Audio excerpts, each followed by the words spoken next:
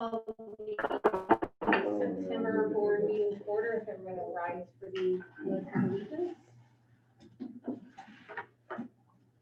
I Pledge allegiance to the flag of the United States of America and to the republic for which it stands, one nation, under God, and justice for all. And I don't believe we have any public communications this evening. And are there any additions to the agenda? I do not have any. Okay, so I seek a motion to approve the agenda as printed. So moved by Christie. Second. Second. Second by Ben. All those in favor? This is Nathan I. 6-0. Move on to the consent agenda. Is there anything in the consent agenda? No, nothing different than normal. Okay. Any questions from the board members on the consent agenda? Okay, so I seek a motion to approve the consent agenda as presented So moved. So moved. by Ha-ha. Ben. Second. Casey gets second by Casey. All those in favor? All right, This is Casey, if you- Nathan I. 6-0. Treasurer's report. Elizabeth. Hello, everybody. Hello. Hello. Okay, going along on the bank reconciliation, and then we'll go to the cash summary, and it's all looking good. We will receive our first revenue from the county coming within about the next week, the 08 supplemental general fund. That will bring that cash balance back up. Otherwise, the balances are looking good. On the BOE spreadsheet, all of our spending is as expected and similar to what it was last year. And then there's one new item that's in the packet, the last couple of pages of the board packet that Carrie added in today. And that's some information on the Spark funding that we submitted for reimbursement in early August. And there's one page is a total page, and then there's a 2-page detail. So that goes through everything that we submitted for reimbursement. The first amount we've got reimbursed so far, a little over 20,000. And then a large portion of that funding is for payroll. And so those items will start to flow in September, and it'll be September, October, November, December will be how we'll get paid each of those months. So we'll send them in to the county to get reimbursed, and then they'll reimburse us and send us a check. Are there any We questions? received some of the technology such. Go ahead, Dawn. And as soon as we see some of as soon as we see some of the Chromebooks and those kind of things that come in, you'll start to see those expenses come off, but we have not paid those out. Technology such as the owls and those kind of things we were talking about, you'll begin to see that once it gets processed this month. So hopefully, if there's any questions on the Spark spreadsheet or anything on that, please let us know. But it's in the about 5 major categories that are there. So kind of gives you an idea of what we're doing with those dollars. And did you also have one, because didn't we get CARES money and Spark? Yes. Now the CARES money, we haven't done anything with yet. We'll look at potentially using that as a supplement to some of our personnel that we'll hire, because we got to spend this by December 30th. Okay. So we'll see kind of where we're at from there, such as the new nurse and those kind of things, being able to use that to supplement any general fund expenses in regards to that. So nothing has been spent out of CARES money yet. Okay. And as soon as that happens, we will get a sheet like similar to this available as well. Okay. Are there any questions on the treasurer's report? I seek a motion to approve the treasurer's report as presented. So moved. By Jake, Second. second by Christie. All those in favor? This is Nathan I. I was giving you a chance, Casey. 6-0. I've already been burned twice, so.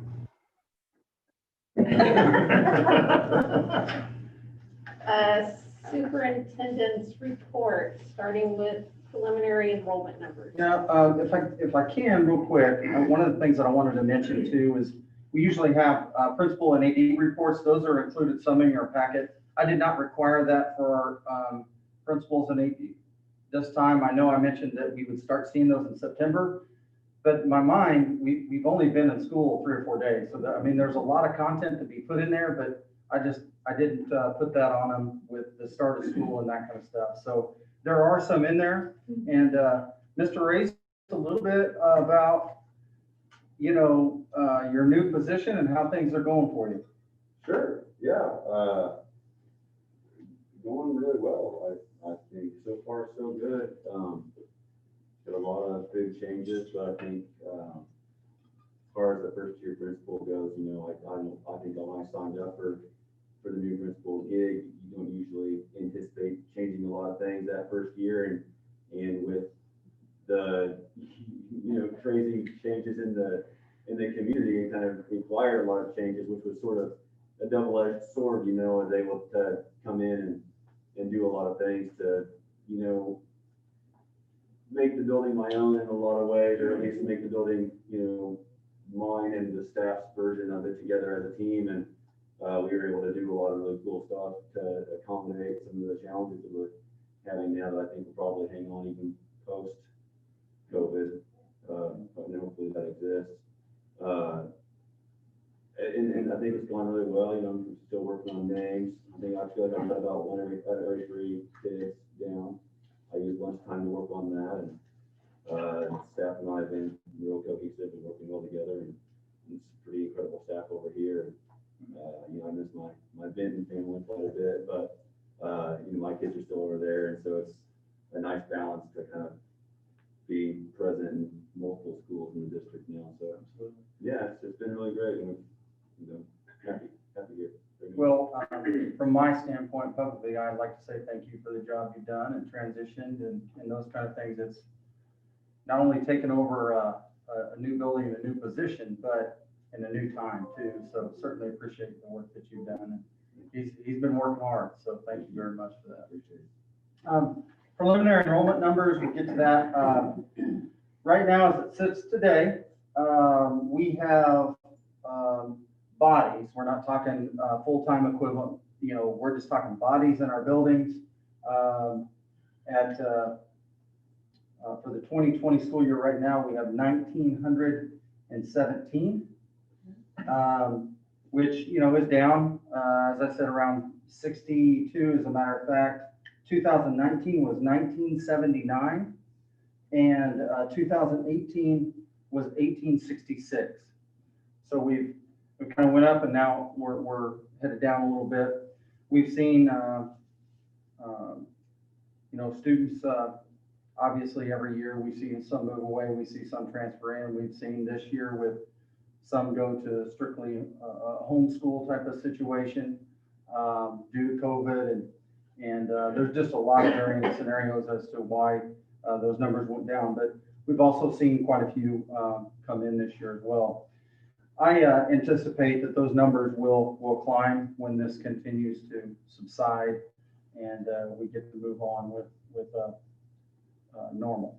So that's what we look at. But who knows? I mean, you just never know, unfortunately.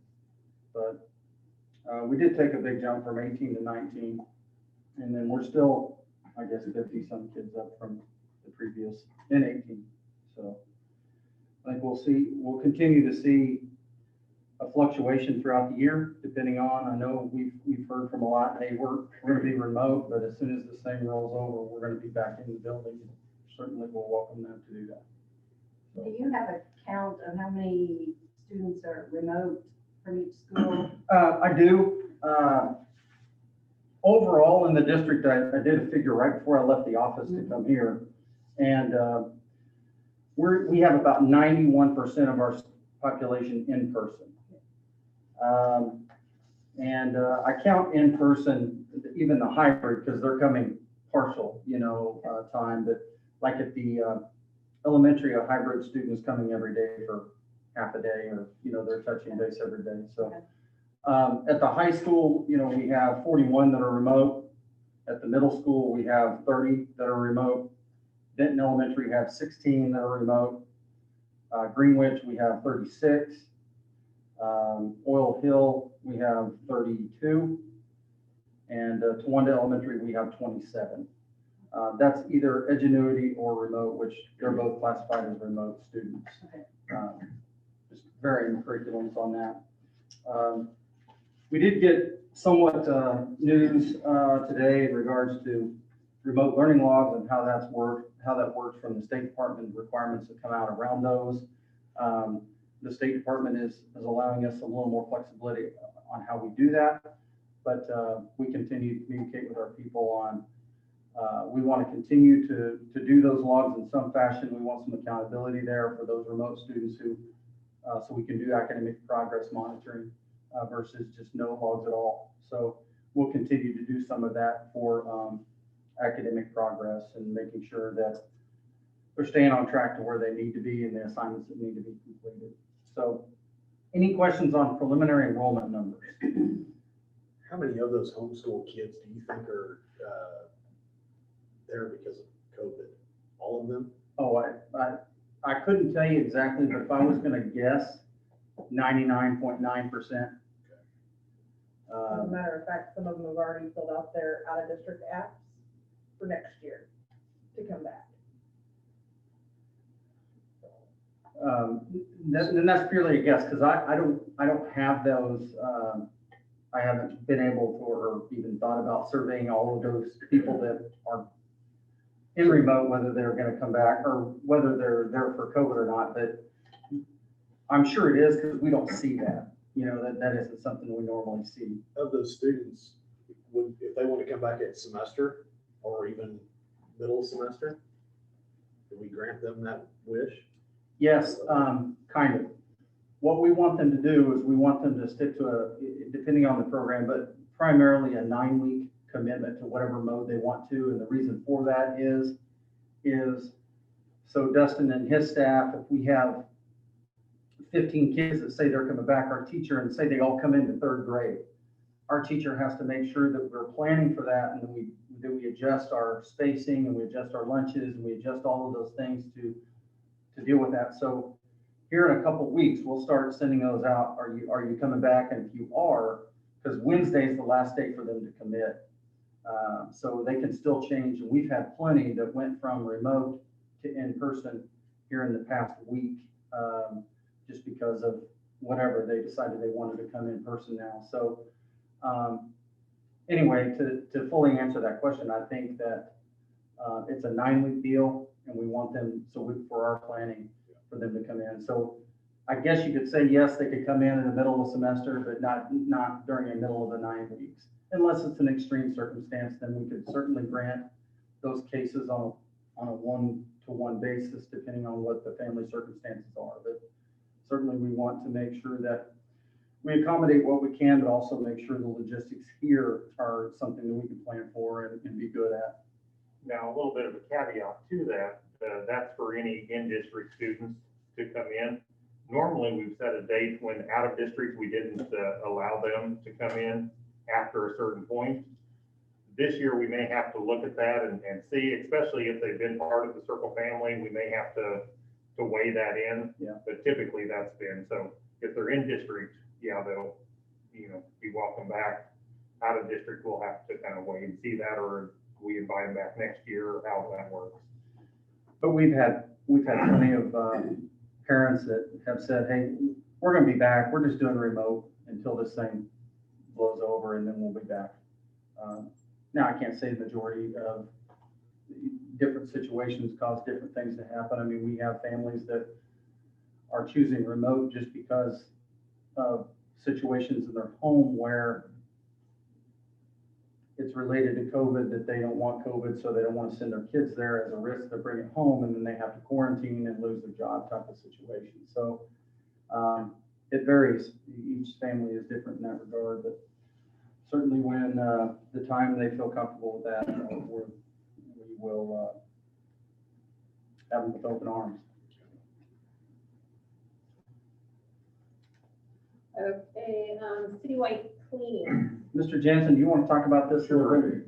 One of the assurances that we made when we went through all the navigating change document was that we would do whatever we could to provide a clean facility for our staff and our students, and trying to figure out how we could ramp up our cleaning crew for a short period of time, that we would have the spark funding available to do that, and then be able to ramp back down into what our budget could sustain, was a little bit of a challenge for us to hire a bunch of custodians on a short term. So started talking with quite a few different custodial companies and things that put some options out there. Citywide was the one that came back in with the very best contract for us, and they're putting people in our buildings every day. And the job of those people is just to go around and sanitize the bathroom, handrails, light switches, doorknobs, and things. And it's been really interesting watching them work. We have at least one person, like I said, in every building. There's 2 people that don't work a full day quite at the middle school, but 2 6-hour people, or 12 hours total at the middle school. And then there's 2 full-time people at the high school on a daily basis. And like I said, they just go around and all day long, they're sanitizing everything that they can, helping our custodial crews, lightening the load a little bit for some of the extra demands that they have in the evening now for our crews and things like that. Another piece of this is that every about 3 weeks, they will go around and electrostatically clean every room in our district.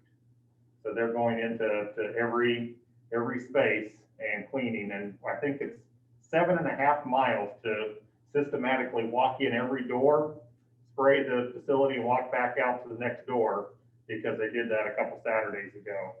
And last night we were working on scheduling the next time they come through. So they are doing that. They can also come in after an event if we want them after a big volleyball tournament or something. We can have them come in and do that also.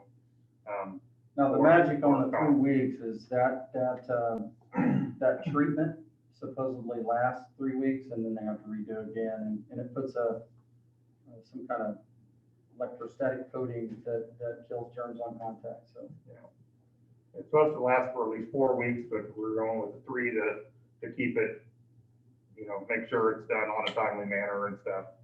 So anyway, that's the citywide contract, and so far, just watching them work in the buildings, they've been getting great response, I guess, from the principals of having them there. been good. Is that, for some reason, I can't find that in the packet, but is that what kind of contract is that you have to sign? I've contracted them just for the days that we are in school throughout the first semester. So it terms out on December 22nd. Okay. Because of the reason for that is that's our spark money dollars that we have to spend by December 30th. And if we, for whatever reason, change our attendance at school, to where we have to go remote or things like that, that's in there also, that they will waive those days. Any other questions on the citywide cleaning? Okay, we'll move on to ImageQuest. Okay, starting last January, we had representatives for every building. We had our tech department attend, and we thought we would go great guns on this, looking at our copiers and really do a good job vetting out companies, opening up the bid across the district for all new copiers. And our original tour date to go around and tour each of the companies was April 9th. Well, that didn't work out too well. We did accomplish that, however, for most of the team. We were able to do that in the middle of summer, and I appreciated their willingness to come back during the summer and complete that process. That process surveyed all of the staff to find out kind of their satisfaction, what they liked, what they didn't like, what they really wanted. And what they wanted was to have some more features and to not increase price. And of course, that was, well, I don't know. Well, we've accomplished that. We are getting about 9 new devices added to the contract, and we've reduced the cost of that substantially. So it has been a really long but good effort put in by that team. Now, part of that is capitalizing on the time period, because there is some COVID money, just like we talked about the Spark money. They are also getting money like that, so they can throw that towards our contract in order to win the bid. We had several companies that were competing pretty hard for that. And so that they were able to take advantage of some of that Spark money to bring our bid down. One of the things that I would like to see with those savings is to put some of that money into a fund for teachers to be able to spend, to do their color copiers, or color copies. And so I'd like to propose getting each teacher 1,000 color copies during the year that they could just use on their account however they wanted to. In essence, color copies have come down substantially from where we were last contract, and we're at about 3.5 cents. So for $35 a certified staff, we can cover that 1,000 copies, and they can use them how they want to throughout the year. The other kind of cool thing, in addition to the number of devices that we'll have, they can also go anywhere they want to. Say they print their job and find out that the co-teacher is running some huge books and will be there for 20 minutes on that copy machine. They can go to any other device in the district, in that building, wherever they want to, punch in their code number and call up their copy from there. They don't have to go back and resend it or anything. It'll be wherever they want it to print out. So kind of another nice feature that we don't currently have. I will say, I hope the ImageQuest equipment quality has improved over the past few years, because we basically got out of our last contract with them because the equipment didn't perform very well. I mean, you'd think Xerox equipment would be good quality equipment, but it wasn't. Yeah. So hopefully they've improved it. We had the same issue, Really? so we just got away from them this last year. So And we've been with them, and We've been with them a long time, and the satisfaction really was quite high with the machines and the service on them from the buildings. Yeah, the speed of the equipment is terrible. I mean, warm-up time to just make simple scanning was extremely Really? slow.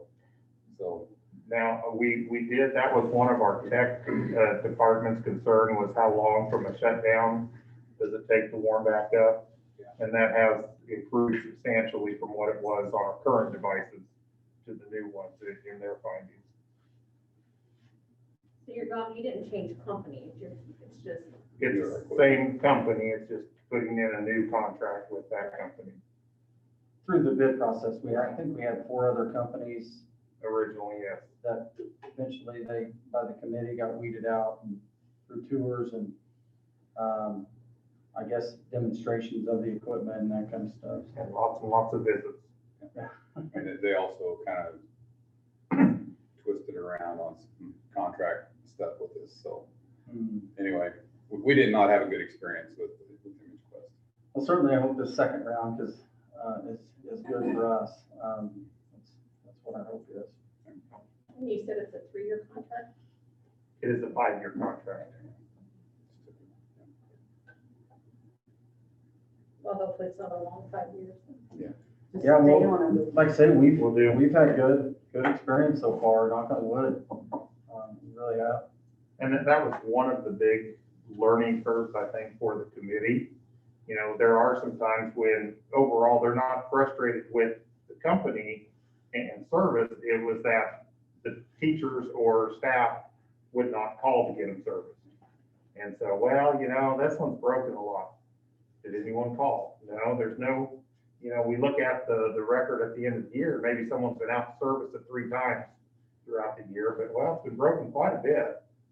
And these were getting at the end of their life, but no one ever called to get them out. When they did call, service has been pretty responsive, so. Is this mainly just for copiers, or is it for all your individual printers as well? or- This is just for copiers on this contract. Any other questions or comments on the Image Quest? Okay, the TIF program or TIF program. Yeah, if you guys recall, the city manager, El Dorado, came a few months back, maybe longer than that, I don't know, but presented, I think it was he and Linda Jolly were talking about that property at Orscheln's that's building on it right now in the TIF program, and how it's tax incremental financing, where for 10 years it's a tax abatement, and then there can be a further tax abatement of 10 additional years if improvements are made to the property. Not just a remodel of the store or anything like that, but additional buildings built on the actual property, then there would be 10 additional years. We still have the opportunity to explore not allowing that to happen for our section or our taxes or our allotment of the taxes. And so I just wanted to see, would you like for me to continue researching that and bring it back to the board on the dollar amounts and how much that would save? Or how would you like me to move forward with that? Don, this is Nate. I'd like to see what the dollar amount is, and then bring it back and everyone look at it at that time. The building's already basically constructed, and I feel like it's kind of coming after the fact. Hey, will you give us a break on our taxes? I feel like they should have probably came and before every taxing identity and done this before they brought the property instead of after. So I think that we should explore, hey, what are we giving up? Okay, I can certainly do that. I can figure out, I can get an estimate probably of what the final property value will be, and then figure taxes up from there. We will still receive taxes on the land that it sits on, but just not the new structure if we were choose to go that way. But certainly I can get those numbers with I can't say without trouble, because I don't know where I need to go to get them, but I'll work to do that for sure. I don't have a problem with that. And we can keep it on the agenda as old business, and I'll bring it back next month.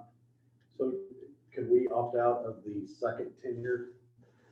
You can, you cannot. It would be, from my understanding, it would be the very first one or not. I mean, you're in for the whole thing if you're in. So More or less, it's 20 years no matter what, if we say. well, maybe. They're saying that, they may have this property paid off in 7 years, and then they'll just start paying taxes at that point. And I think that's where you got from David, right? Yeah, they expect it to be paid off well before that time period, more in that 5 to 7 year period. And then the extension, if it was extended, it would only be on the new structure on that property. So once Orscheln's is through their time period, they would start paying taxes back to us as soon as their cost is paid. And so any new structure, and I think there's a few lots that are possible to build on at the very front of that property, according to what they told me. Anything that's further to the west would be in that really low-lying area. Yeah, there's Probably. 2. Okay, so it would be on just those 2 lots that anything that was built on those would be possible to apply for that TIF. I find it kind of odd that they want to pay it off with a tax abatement with the money you're saving, I guess is what I'm getting at. I think they'd let it run the full 10 years. It depends on what interest they're paying, and there's probably some other factors. it just seems like to me with economic development programs such as this or others, that we want to make sure we keep the long-term picture in mind, because if we do something that promotes adding infrastructure in our district that we get future tax payments on versus doing something that deters development of infrastructure within our district. So I think we need to make sure we keep the long-term, don't just look at the short-term dollars, but look at the long-term benefits and potential. And there are some properties that are a lot larger than this property that they're trying to develop. Yes, there is some serious, Big time. big time potential. I say, I'm Yeah, not but familiar with. I think that this is Nate. But that, Ben, I kind of, how I would like to approach this is, you know, those other big businesses, I'm sure that they would approach us beforehand and ask for those abatements instead of purchasing the land 2.5 years ago. And then after their building's constructed, then come for the abatement.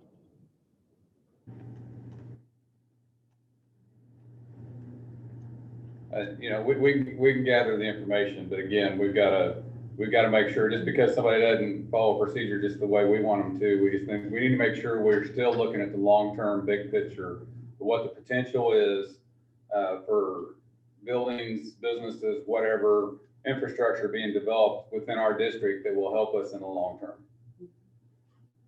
I would hate for somebody not to come in because they're like, oh, well, that's in the circle district and they like to cause trouble, or they are hesitant to approve. So some of these big businesses, I mean, it's a very fine line whether they're going to pick El Dorado Industrial Park over some other city's industrial park. I mean, there's some really fine lines with what those decisions may be, and it could be, you know, major bucks, not only for just the property tax, but for the general economy, number of people. Because you get a big business in there, it's not just going to help El Dorado's population and school. It's going to help Circle. I mean, all the surrounding areas are going to benefit from any kind of large company coming in and building there. So. Yeah. Well, that's what I'll do is I'll get the numbers put together, or at least as much more information I can get. I'll bring it back and we'll submit it under old business and then in the future agenda. Sounds good. Okay. Moving on to remediation enrichment software programs. Just wanted to let you know, we purchased a contract of 3 years for both Lexia, which is a reading program, and Reflex, which is a math program. For a lot of different reasons this year.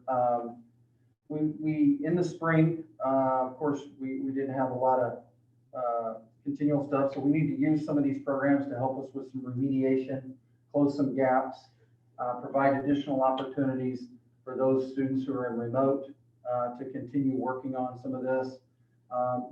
Reflex Math is kind of the same thing.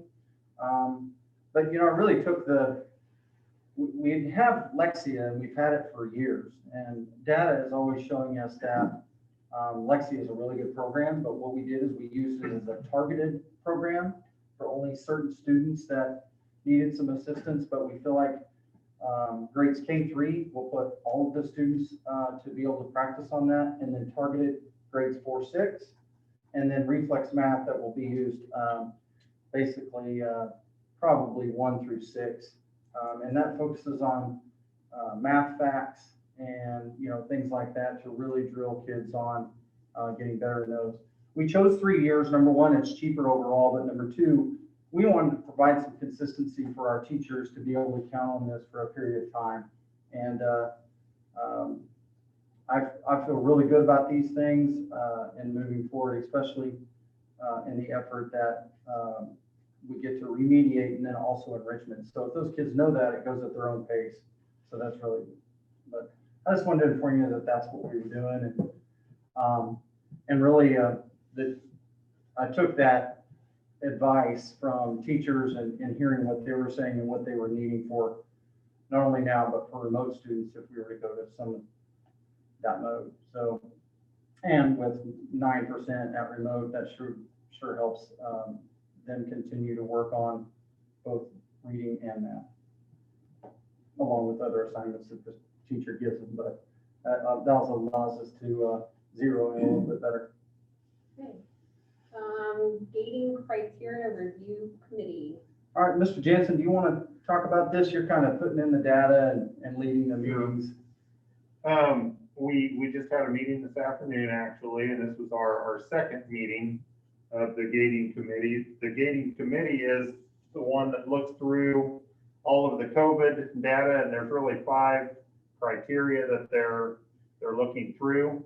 One is one that we're still trying to get a handle on ourselves, is the absenteeism rate and how this compares with, how many students we have for last week compared to last week a year ago, and to see what that data is.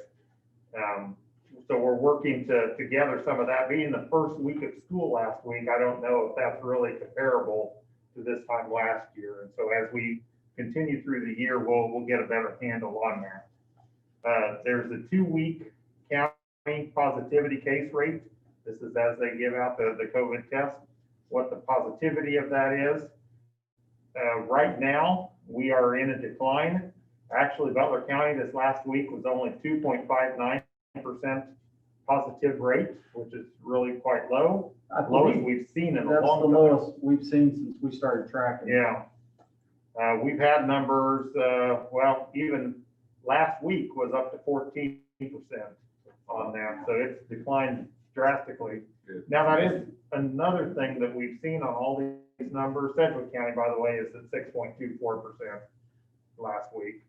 One of the things that we've seen in all of this is that, they may fluctuate up and down pretty rapidly, but one thing that we've talked about with this team is to really look at the trend and not to overreact on a 1-week fluctuation, but really look at the trend and see and try to gauge where things are headed. And like I said, right now, things have been on a decline for a little while here, or the last 2 weeks in Sedgwick County for sure.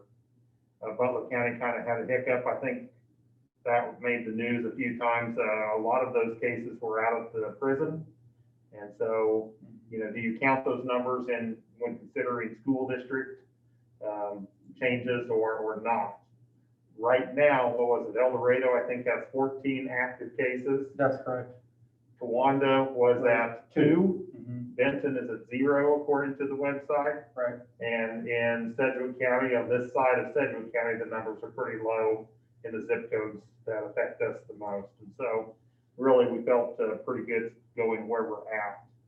Other criteria on that is the number of new cases per 100,000 over a 2-week period. That's an average. And we were pretty high at one point, like I said, Butler County, a week ago or 2 weeks now, the count was 299 individuals that were tested. Again, most of those were out of the prison. So that number has come down substantially. And then the trend in the county, what they're seeing as their incident rate, and that is also dropping. Currently, we have 1 student that is out on quarantine, 2 staff members that are out on quarantine, but no confirmed cases. Those are just precautionary at this time. Yeah, those are household individuals with COVID that they have to be quarantined because of that. So we've been pretty fortunate. One of the things that the health officials and doctors that were on the gating review committee today cautioned was with people, right now it seems to be a little bit easier to determine the allergies and those kind of things that coexist. But when you get the flu and they're running a high fever and it's just the regular flu and them have to be home and possibly tested, there could be a lot of fluctuation in attendance as people are required to stay home until the test results get back. But I know they're working on some quick type of things, so tests can be either confirmed or denied to get kids back in school.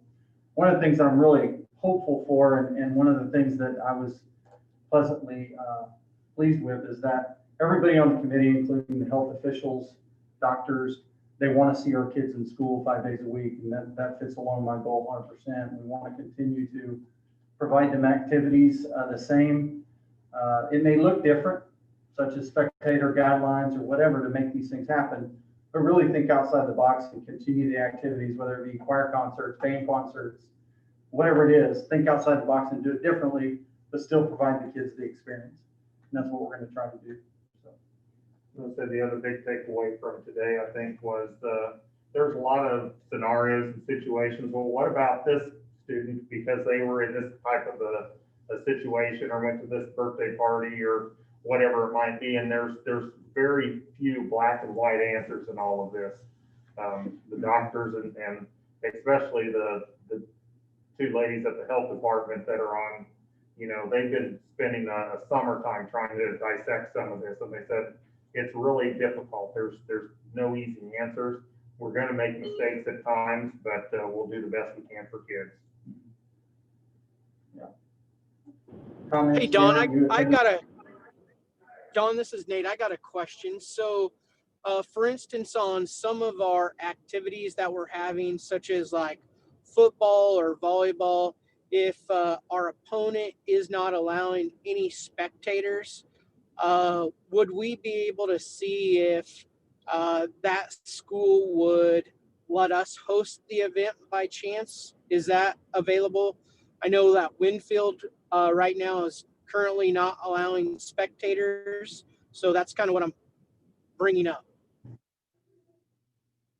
I don't know. I mean, all we can get told to no, I guess. I mean, and they'll tell us no. They'll want to host it at their event, but I certainly see your point. So we can definitely talk to them. And are you specifically talking about football? Yeah, Going to football or volleyball, because they're not even allowing the home kids or the home kids as parents to watch, right? Like in person. So yes, it's a home match or a home meet, right? Or home game, but there's no one there to watch them. So that's why I was, proposing, hey, would they mind traveling here for the sporting event? We can certainly ask them. Like I said, I mean, if they say yes, that'd be great. If they say no, then it's on the schedule. We'd have to go there. I would say if that's a school board decision, then they're probably gonna say no. If it's a county decision, maybe, I don't know. If they don't want anybody coming there, I doubt if they want to come here. Right. It doesn't hurt to ask. Yeah, I mean, I don't mind asking them. I just probably, maybe I'm wrong, but they'll probably tell us no, but I think a lot of their can't hurt to ask. Winfield's parents would probably like to be in person to see them, so if they can come to Circle and watch them play, I think they'd be all for it. Yeah. I'm with Jake. I don't know, but- It's gonna depend on, what their reason is, what the guideline is, It's But- both us. why not ask? And- Yeah, I'll ask for sure. I'll ask. Not opposed to that. We'd host another event. It'd be I great. bet it's Southwestern College, that's what the problem is, Could be. because they play on Southwestern Conference, or Southwestern I College. forgot about that, but I bet that's it. And they probably are not having any football games. So you think it's a college I think, board? Yeah. I would ask. But they're- Janet is 100% correct. Yes. So, but they maintain consistency because Winfield, certainly at their high school, has their own gym for volleyball. So in order to maintain consistency, they probably said, Right, if we can't do that. Yeah. we'll ask. We definitely will. We'll reach out. Any other questions specifically on the gating criteria? You were asking me. I think the biggest challenge right now is what Don said, is there's no black and white answer. And unfortunately, what's going to happen is what we do in one case may not be the same as what we do in another case, even though they're very similar. But there's just a whole lot of gray and I think they will try to be consistent, but every case is a little bit different. So we'll move on to spectator guidelines. Just, they're included in your packet, and we've exercised some of those in a couple games so far. And how we came up with those numbers is we basically looked at seating capacity, looked at how many kids, and tried to divide it to where we got close to the 25%. We're probably a little over it in some venues, just because it's hard to break out. You know, if you say, well, it come out to be 3.5 people, you know, we rounded it up and went to 4. And witnessing the events that we've had thus far, I think our spectators have done a nice job and very happy with those. I think our numbers are good. It gives us a good balance. And we're trying to do everything we can to live stream those. We're even looking at some additional options to live stream pretty much everything, whether it be JV, freshman, everything. But we're in the process of working on that. But any comments on the spectator guidelines? So we're filling in each of the facilities 25% capacity? Yeah, probably more than that, to be honest. But that's where we try to get to or be around. What's the reason of not going to 50%? The primarily around all sporting events right now, that's kind of that number. And I don't know where that number has filtered down. The ABCTL voted that, or I say, yeah, I guess they voted that 25% is where the ABCTL was going to try to keep, and most of them done that. Some of them aren't limiting attendance at all. I think there's a couple districts that aren't limiting at all, primarily because from what I understand from one superintendent is that those events aren't attended real well anyway, and their stadiums are large enough to where it really doesn't matter. But there are some that they're heavily attended and they're allowing full visitors. So to answer that question, we just kind of looked at the guidelines as ABCTL had put out, and then also, you know, like the Chiefs and some of the college teams are doing that same scale of 25%. Health department also had guidelines. that say They did, way. yeah. The only feedback I've gotten on it was person with a larger family. You know, they've got, you know, the four wristbands means that, okay, part of their family has to stay home with the younger kids. So, you know, they can't bring the whole family to the event, see their sibling play or whatever. So, I don't know what you do about that, but there's those exceptions to the situation. So. Yeah. I've had the same thing with split families. I mean, you've got split families with split kids and, you know, they can't attend. Is there any way of doing this to, I guess I don't know how you would do it, but come up with each family to see how many kids? I mean, because like my family, I've got six in my family. We couldn't go as a family. Mhm. And I mean, We it's can not fair for the definitely- little ones either, because they're kind of idolize these older kids, watching them grow up, you know, and things like that. They can't even take them to an activity. Yeah. We can do some research on that. I think it will become rather quickly large attendance, which it concerns me a little bit. And the reason why it does is because it's just that more likely that, you know, that if somebody comes down with that and then it goes to the home of a player or whoever, then they're quarantined along with some of their teammates who they've had close contact. I think that's the whole reason behind But that's not the case, because last weekend, they didn't quarantine them. The county health department didn't quarantine the whole team, did they not? No, but it had nothing to do with us. It wasn't one of our kids that was actually had COVID. We were playing against them. That's what, I mean. So if they're on, it's not the same because they weren't in close contact. Now, if they're in close contact in the same locker room and on the bus and those kind of things, then the health department looks at that a little bit differently. I'm just looking at a hypothetical situation as to what could happen. So what we're trying to do is basically look at various ways that we can continue to have a season without those 2-week quarantine of the team or whatever. And Andover Central and some of these other schools are unlucky that they're canceling the day of the game. You know, that just happened, last Friday. Andover Central canceled with Euler. And, it just creates so we're trying to limit those things to where, you know, of course, those come consequences to try to continue, but we can certainly look at ways that we can increase that attendance for each one of the families.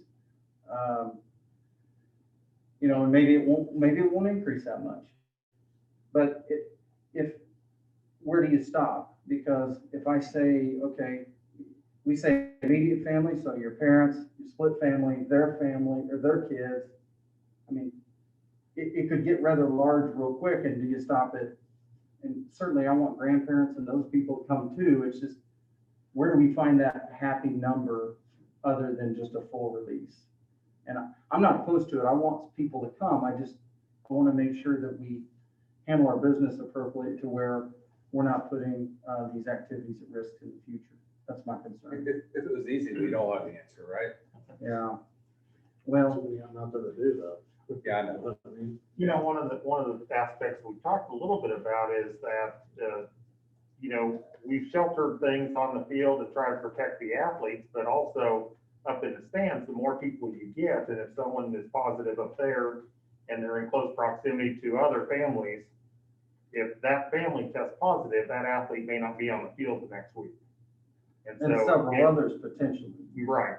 And so it's not just the athletes on the field that we're concerned with, it's the stands, because that affects our student body and potentially those athletes on the field if that household tests positive.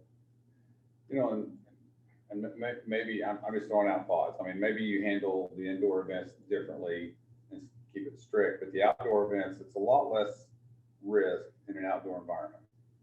So maybe it's possibility of laxing it for the outdoor events. I don't know. Just for your consideration, I'm not gonna say do it this way or that way, because I'm not an expert. I'm just throwing out ideas. Well, yeah, just to throw it out there, all the participants at the middle school level at least are getting 4 tickets per participant. I guarantee not every participant is using all 4. And so they could develop some kind of system, and there's nobody here tonight that is, you know, part of that, but develop a system where instead of just saying, okay, you know, Chase, you've got your 4 tickets, Aiden, you've got your 4 tickets, give them to whoever you want. You can say, Chase, how many tickets do you need tonight? Aiden, how many tickets do you need tonight? And if Aiden only needs 2 tickets, well, now he's got 2, there's 2 tickets. The football For- team's already doing that, guys. Yeah, So I know there's some Facebook groups that are doing that with so parents. there's ways around that. But there's only so many tickets to go around, and there's Right. always people left out, and certainly we don't want to do that, but we're caught between a rock and a hard place on this one, unfortunately. What is Butler doing for their football games? They're not doing them until spring. Oh, football's canceled till Yes. spring. Yeah. Football, volleyball, both. Yep. I think basically they're fall sports. Well, and their basketball will not start until January. That's the plan right now.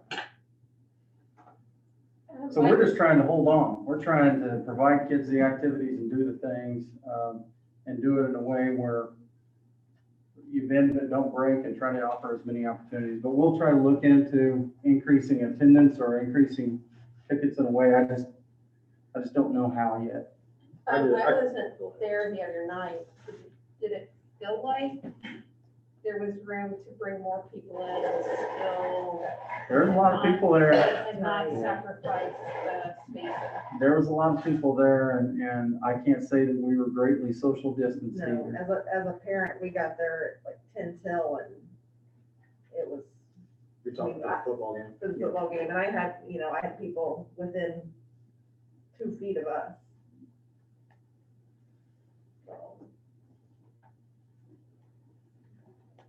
Well, continue to explore I options. can tell you we'll continue to look. I can't say that I can promise anything that it's gonna get better, but I get it just as much as anybody else. I would definitely want, you know, grandparents to come and see, and that's why we're looking at spending some dollars to make sure that we have some quality live stream for all of our events, not just the varsity level. As long as we don't charge for it, Yeah, which other schools are. I know. So we'll look, Jake, I promise you that. I know we're all stuck in it. rock and a hard place, but it's It is. worth looking at. Any other thoughts or comments on spectator guidelines? And I've taken advantage of the videos, the live streams, and I've enjoyed it. Yeah. So thank you to all the schools that are doing it, so. Oh, and on that, do we give our live stream to the opposing school? Yes, Okay, because I know we had Shanice. yeah, it's accessible, yeah. I mean, I'm sure Mr. Kozlet, I can check on that, but I'm sure he shares it with him. Twitter or whatever. How are we, what ways are we sharing it? I know I came across one, I don't know if it's through Twitter or Facebook or something, but I didn't know, is it on the website or how has it been distributed? It's on our live feed of the website, it's on Facebook, and it's on Twitter. Okay. All three of those. And usually, CMS activities, if it's that, it will be pushed out through push notification on the app, website, Twitter, Facebook. And then we try to retweet those from the district standpoint. That's primarily how we do it, but it is on the website. And it goes directly to what we're casting on tonight is the Circle YouTube media page. And then you can just go to YouTube and type in Circle, and you generally can just find it there. Cool. I haven't had a chance to really spend much time looking for it, so. Anyway, you can also get it that way. Okay, moving on to facility usage. Mr. Jansen, do you want to talk about facility usage and our conversations around that and how it relates to past history and COVID and how we want to move forward? This kind of feeds into this last conversation, is how do we provide kids with the most opportunities that we can, but do so in a way that we can continue to offer them those opportunities. Tonight we have, or this week we have volleyball starting up for Circle Rec. What we're doing on that and kind of wanted to get your input moving forward is we're trying to keep them in as few buildings as possible or a few as nights as possible. So we have just those buildings that will really hit in the morning on certain days to try to make sure we get them cleaned and disinfected for the next morning. We're trying to make sure that we continue to use our QR codes like you probably saw on the doors coming in to have them sign into the building so we know each night who all was in the building in case there's an outbreak. We can help trace that back a little bit better. We're trying to limit the amount of people that come in and out of the buildings, if at all possible, so that we don't have, younger brothers or sisters out in the hall messing around doing things. Just limit the exposure potential there for our students. And also, in my mind, trying to limit it to Circle kids while we can. Now there will be games and things like that, especially when we get into the basketball season and things like that with the rec. And, to me, whatever our spectator guidelines we have in place at that point in time, I would recommend that we do for rec also. And try to encourage them. Now, again, we don't have a lot of enforcement with that potential. We're relying kind of on them to abide by that, but would encourage them to use our spectator guidelines for those events when they have them. Outside of the facilities, like doing MAYB tournaments, things like that, or even if it's birthday parties, things like that, we're not doing it at this time or not recommending at this time. Any school events, like piano lessons, after school tutoring, those kind of things, I think, those are opportunities for our kids. There's an art club that comes in and does lessons. I don't want to limit those opportunities for those kids. Right. And that's really what it comes down to, just limiting outside things that have no direct benefit for our kids, but if it benefits our kids, we allow those things to happen under the current guidelines that we operate under that building, if that is good with you guys. Guys, I did see some like Little League football, I thought, at the high school, like practices and stuff like that. So are we allowing outside I guess, events to happen if they're outside then?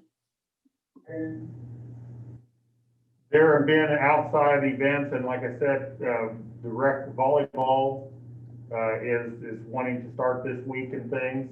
And again, that kind of goes along with the same thought that we just talked about.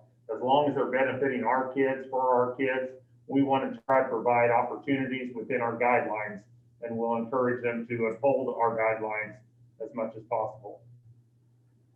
So outside teams, say El Dorado Little League rec football comes over to our facility and plays a game against, we're okay with that, as long as, you know, we follow the guidelines for our facilities, including spectators and those kind of things that go with it. Okay. Are we expecting these guidelines basically to be in place throughout the full school year, through the end of the calendar year? What's your feelings? I think it would have to be something to where we look at through December and then see kind of where we're at after that, and if we can relax those and offer opportunities.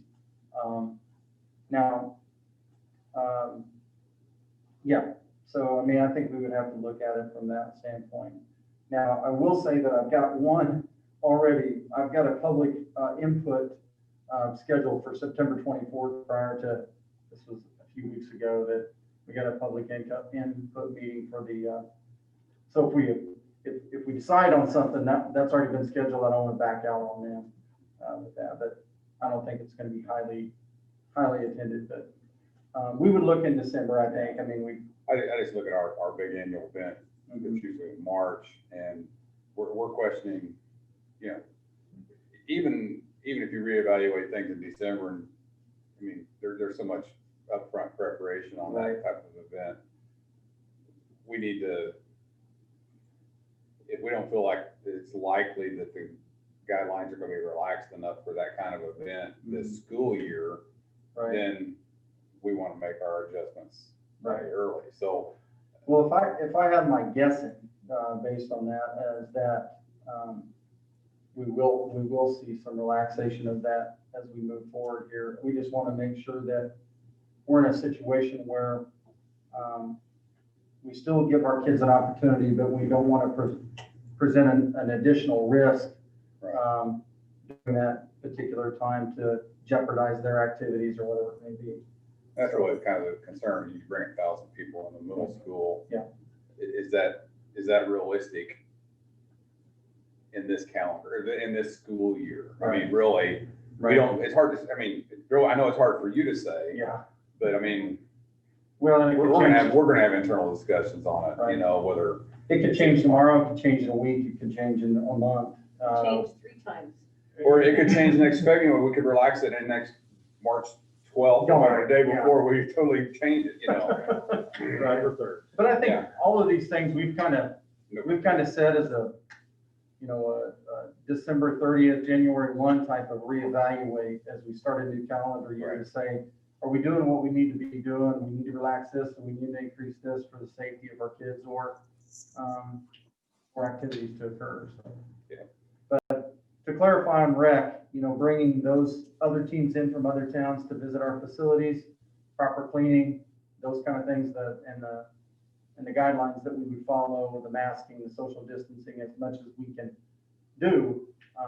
We want our kids to continue to have those opportunities just as we would our junior high kids that are participating in those activities now, and high school kids.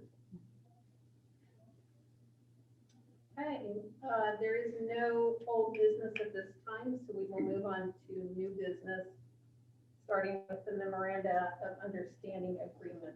Yes, we have met with the Circle Education Association and some representatives, and I think, let's see, Christy, you were involved in that, correct? Mm-hmm. Christy and myself and Mr. Jansen and Mr. Lease, and went through and decided, because this year is different even with the negotiated agreement, the FFCRA, which is the Family First Corona Relief Act, that some of it's in law that we have to provide, so we want to make sure our teachers were aware of the law and what they can do with that. But and then we furthermore talked about some other things and how it relates to the negotiated agreement and where things aren't going to quite match up, and really great conversation, and it went pretty well, and we were in and out of there pretty quickly. So I really appreciate the relationship we have with our CNEA. I mean, they're very good, and or CEA, excuse me. No, it's CNEA. CNEA, yeah. The acronyms, but so the FFCRA, basically 2 weeks of paid sick leave at the regular rate of pay where an employee is unable to work because of COVID. 2/3 of the rate of pay if they're taking care of a household member or a loved one. I guess it'd probably be both, but while they're in quarantine with COVID. So, and then any FFCRA paid sick leave is prorated based on the hours and amounts of work. So if you have classified employees, different than certified employees, so on and so forth. But so the other part of it is once the employee that we've kind of negotiated here a little bit, once the employee has used the paid sick leave as outlined in FFCRA, and say they're forced to quarantine because there's been a case inside of the school. If it's something that's been caused by inside of the school, they will not be charged any of their sick leave. But they'll still be able to work and do that and help us with some of the instruction from home if they're forced to quarantine. Now, if it's an exposure outside of school in their personal life and those kind of things, then the sick leave would be used during that time. You guys help me if I misspeak anywhere on this. And Butler Sedgwick County Health Department will determine where that exposure existed because they'll do the contact tracing and figure out, okay, is it back, which most of them will know. If it's at school, then we'll have a pretty good idea of where that's coming from.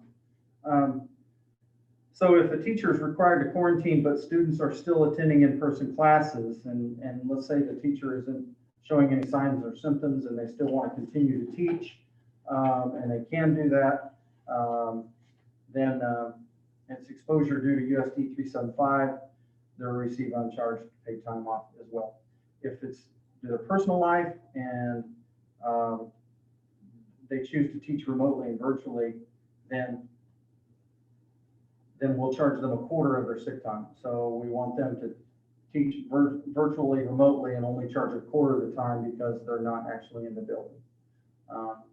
Because we feel like that's important, and personally, I mean, our teachers work great with that, no problems.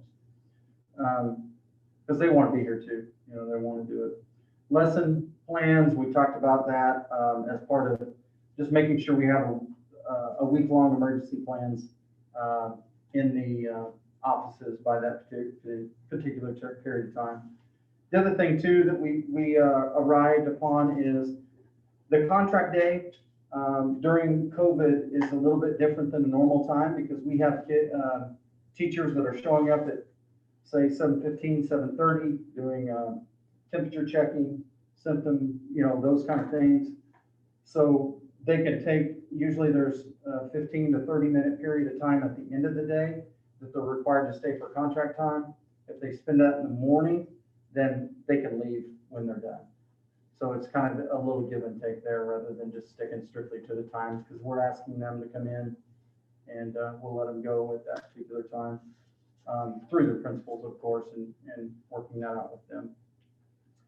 Other than that, that's pretty much it. The CNEA basically said, hey, we know it's going to be different.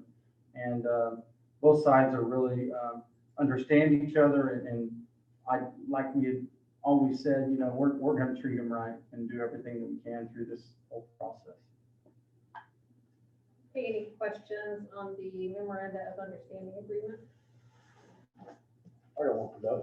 Have you had any pushback from any of your teachers here on any of this? I mean, they like the way this is run up? Well, you know, I mean, it's everyone is pretty much in agreement that very little of what's going on is ideal, but you know, we're lucky, I think, district-wide. I've talked to other principals as well, district-wide, to have a lot of teachers that kind of get that we're all having to bend a lot with certain things, and I think that it's been preached from the beginning that, you know, we're all doing a little bit more outside of our job descriptions, just to kind of keep the kids in the classroom. But you know, at the end of the day, it's more important for us to have our kids here at any cost than it is to, you know, get too nitpicky about contract details and things like that. That's pretty much been the attitude, at least here, at least in conversations that I've had and stuff. I think that, you know, everyone's kind of in team player mode, and also under the pretty hopeful understanding that it's temporary, and you know, if we have to have kids prior to contract time for a semester or even for a school year, you know, that's something that's not going to be forever. And I mean, and you know, as building administrators, we're all trying to accommodate the best that we can about, you know, still making sure they're getting a free duty-free lunch, still making sure that, you know, when they do have their students in their classrooms prior to contracted, you know, student contact time, that the expectation for what's going on in the classroom is not real high, as far as, you know, you're not expected to have lessons prepared at that time or anything. Just, you know, understand we're trying to keep the numbers around the building a little bit lower here and there. And I, you know, because by 7:50, I've got, you know, a pretty good 100 kids in the gym, and I just can't do it. I mean, my gym's not like, you know, been in your Old Hills gym where you have a giant bleachers or 20 intermediate, and you can separate them a little bit better. You know, our gym's also the cafeteria, so I've got tables set up for now what's going to be a free breakfast. So I'd have a huge influx of kids in the gym wanting to eat breakfast. So that much fewer square feet I have for kids, and so it's just I think everyone kind of is pretty much agreeing that the whole is what it is, you know, keeping people from being too uptight about certain things. So Thank you for that. thank you. Any other questions? Okay, so I seek a motion to approve the memoranda of understanding as presented So moved. by Jake, Second. by Ben. Any further discussion? All those in favor? This is Nate. Aye. 6-0. CSP policy updates. Okay, There's a lot of them. what's that? But there's a lot of them. Yeah, this is basically the second reading, and we developed a cheat sheet, and we have all of the policies there that I think we've shared in your packet last month. That we've got some recommended policies for approval here that are new ones, and then also some revised policies. And then on the back side of the sheet, we also have the recommendations not to adopt. So, Mr. Jansen, do you want to go through those quickly, or however you choose to do that? Go through them and just kind of talk a little bit about them, or maybe we could look at it like this. Are there any questions about any of the new policies? Not the revised ones, but the new ones. As you look at that sheet there.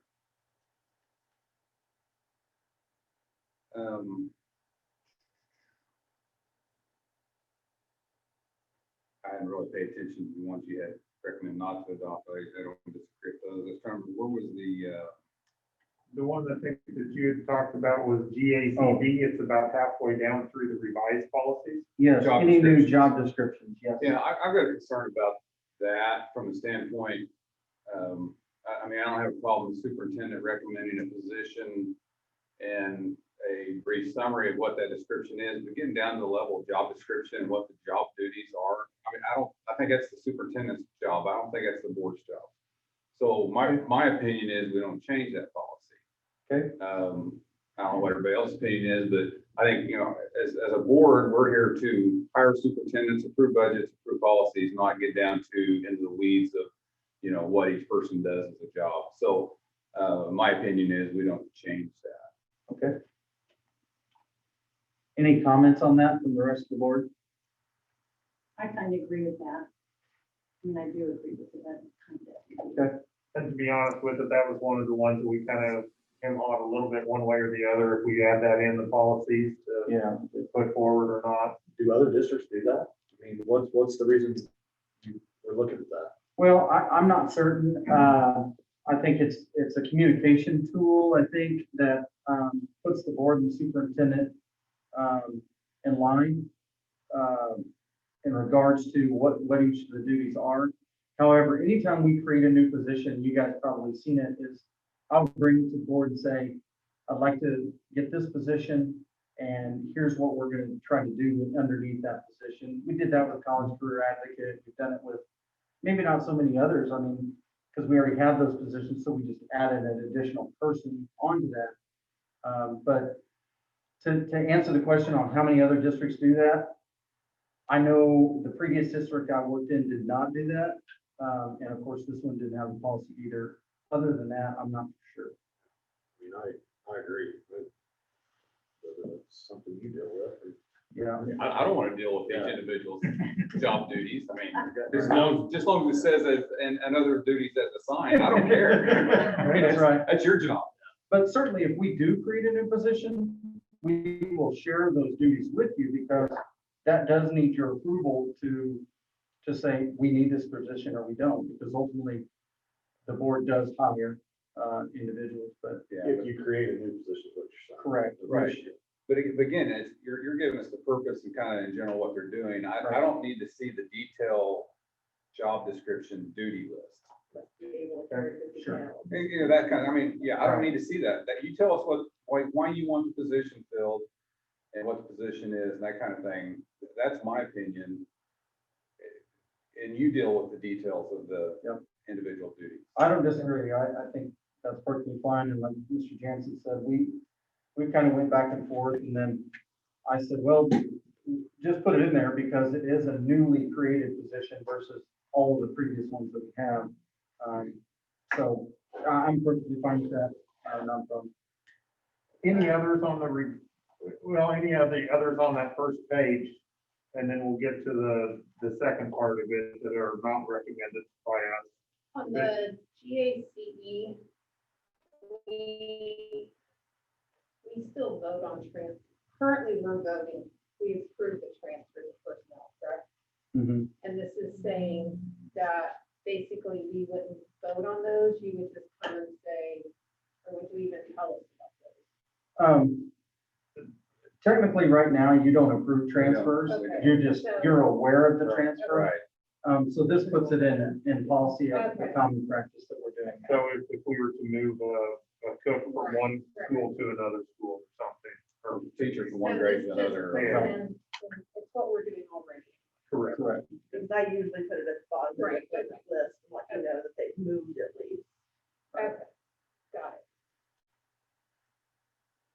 And those policies there are, some of those are just wording on, Wording changes, commas added. right, There are some that are required because of new legislation that we have to, or part of KISA, I see, or aligned with federal law. Some of those were kind of a little bit of a no-brainer that we really didn't have a choice. If we're gonna be part of the school lunch program, we have to do some of them. So, you want to go over, Mr. Jansen, the ones we are not recommending to adopt? Sure. Along with, it sounds like GACB would be included in that list. right, and we've already talked about that one, so I'll go start with GACC, recruitment and hiring. This one puts the additional steps into the hiring process. We were to receive approval from them, we were to give things in writing back and forth.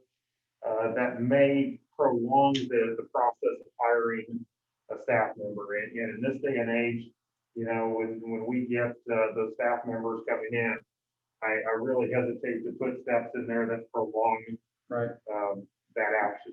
Well, I'll tell you, based on that, and just a testimony, when I think it was a couple of years ago, you guys had said as a board, if you want to hire somebody, you can tell them right then, and we'll support that. And this last round of hiring, we were able to secure those people without going through the process before you guys were able to hire them. I don't think we would have got them otherwise. And so if we create some kind of paper trail where we have to give them a written offer and they have a written acceptance, we're gonna lose them because they're going like that. And so, you know, even on the interview days, we have 2 teachers that I offered on the spot in interview days that are now working in our district. And so it gives us a real advantage if we have that opportunity to be able to do that. So we didn't want to add that in there. So I wanted to add that testimony as to how it's really helped us not having some of that in place. Okay, one of the bigger ones here was GACCA. This one deals with nepotism, and in our community size, this would require that, you know, if you're, like even if you're a board member, that you're not related to some of our teachers or staff, and that would really change how we look at things. Or a director, there's times when we can't get around that very well in our community size, and so our recommendation would be to not include that at this time. GVRD deals with staff meetings. It just said that the principal had the right to call staff meetings. I don't know that there's really needed language in our agreement to say that. Same thing with leaves and absences. It was that, you know, allows for staff members to have leave and absences. The community resource one, the IFC, there was basically a statement that we want to work with our community in order to create educational opportunities for our students, like field trips. And then there was also a section in our current language that talked about volunteers, that we want to work with community volunteers and things to create educational opportunities for students. We liked that over the second sentence in the current, or in this language, dealt more with that they would compile a list and have in the office of opportunities for field trips and things for each grade level. So we kind of liked the current language better on that. And then JVC really was updated to include those districts that are on the state border, and it dealt with how their enrollments would come in and out on the state border. So really didn't affect us. We have a lot of the same language on enrollment otherwise without that piece in there. Right. Questions on those? On the nepotism, we still have that no one can be under a family member. Yes. We still have the supervisory one, yes. So basically, we're just not changing our nepotism policy. Yeah, it would say as it is.